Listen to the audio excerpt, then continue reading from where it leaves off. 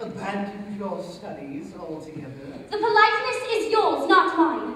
I beg not to be questioned. I will not answer, at least I have that in my power. Rosa, I do not wish to hear you, sir. I do not forget how many eyes command a view of us, but you shall hear me, even against your wishes. Oh, dearest Rosa, charming Rosa, even when my dear boy was engaged to you, I loved you madly. Our secret loyalty, did I not? You were as false to him, sir, daily and hourly as you are now. You know you made me afraid to open his kind eyes to the truth, that you are a bad man. Oh, how beautiful you are. You are more beautiful in anger than repose. I do not ask for your love. Give me yourself and your hatred, that pretty rage, that enchanting scorn. It will be enough for me. I warn you, sweet witch, rare charmer. You must stay or do more harm than can be undone. Oh, I mean to show you how mad my love is. Love?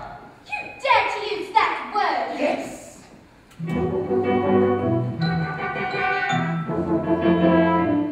Love is but a word that wandered here from pastures green, rivers where they said were seen in southern sun. Innocent enough, it was intended to be used on rare occasions, not abused by every tongue. Rarely has a word been ever taken so in vain, what little meaning might have made us believe alone. Never has there been so quite exhausted to the term, the size of syllables can then portray this word. You call it love. I call it lust. I call it Don't be too cruel. I call it cruel. I cannot bear to call it love. I think it love. I know you love. You see me smile. You're more altogether. Tis not correct. I can't deny. You're worse than that. That was not bad. Did you see?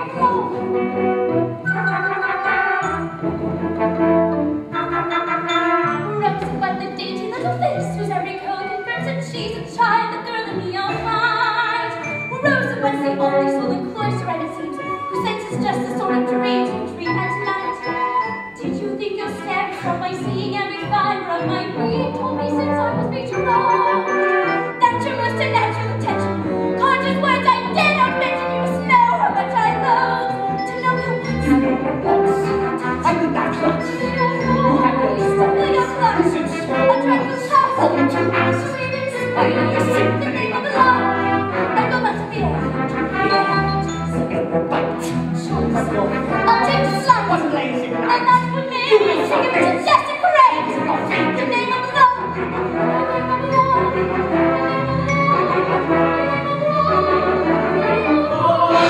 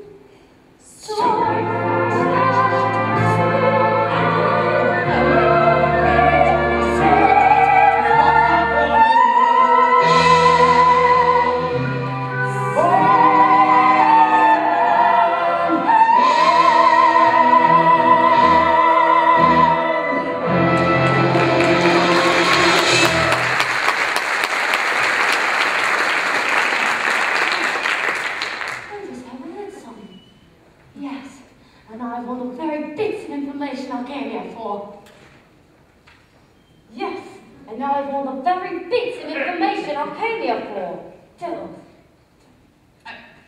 Then you're leaving Cloisterham already? Not bloody likely. Never in my wretched life have I been getting this close to anything I've been after. More the fool I'd be to run now, just when I'm winning. I never understood those in life who ease up just when they should push on.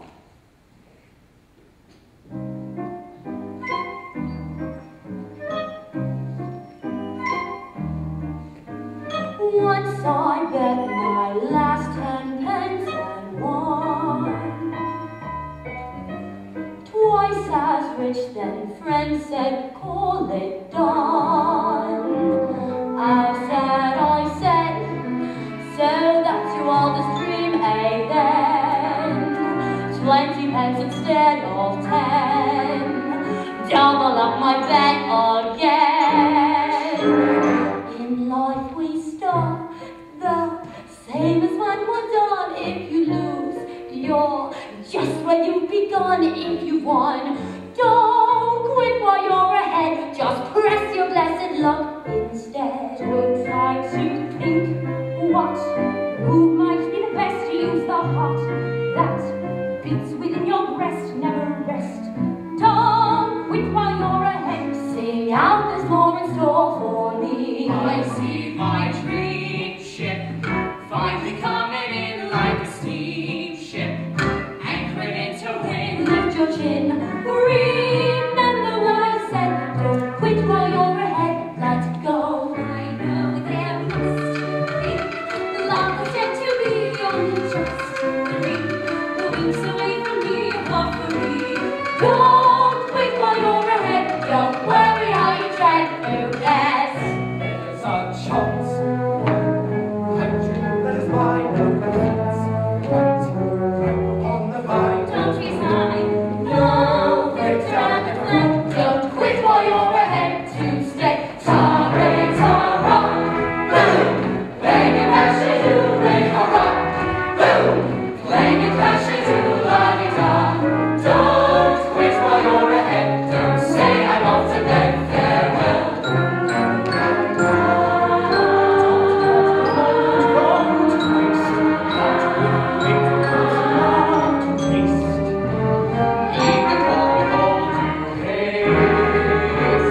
For God's own sake, so raise the stake. You struck the lucky vein and a break. Any lucky chain, no refrain. Don't quit while you're ahead. As easily done as said, you'll see someone's on ring. Bang and crash it to glory be. Bang and crash it to glory be. Don't quit while you're ahead. Sing out, there's more in store for me. Much more for me. Much more for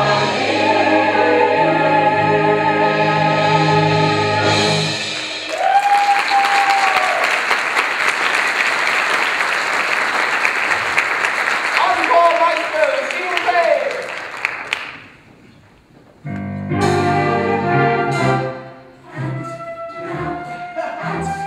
Last we see the slightest glimmering of light, white, shimmering in the dim dawn of night. So long have we been blind, finally we unwind the plot. The truth is this.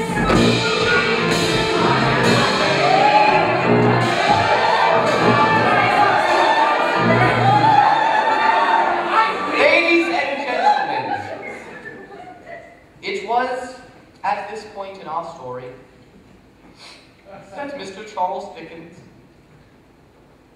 laid down his pen forever.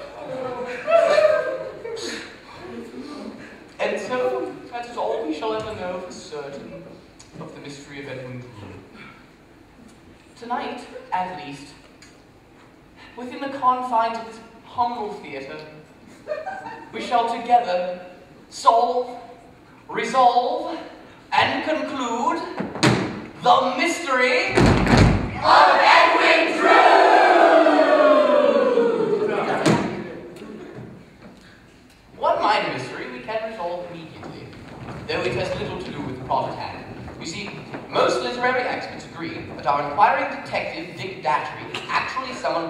he met.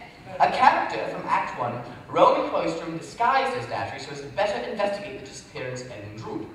And as I'm sure you're all no doubt aware, the part of Datchery this evening has thus far been taken by that master and mistress of male impersonation, Miss Alice Nutting.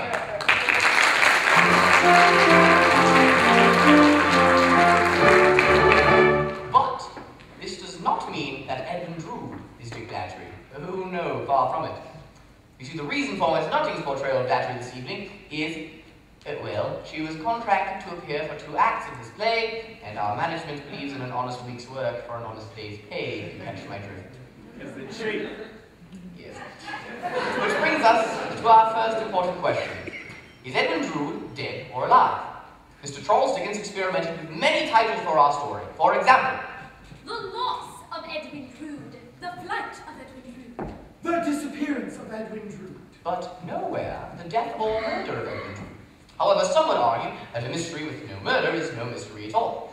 Now, ladies and gentlemen, tonight the questions shall be answered primarily by you, but in a daring and perhaps dangerously democratic move, the Mutual Royale has granted our company the right to vote on one key issue each night. And so, my fellow acolytes of the thespionic persuasion, tonight your question shall be, Mr. Throttle. Is Edwin Drood dead or alive?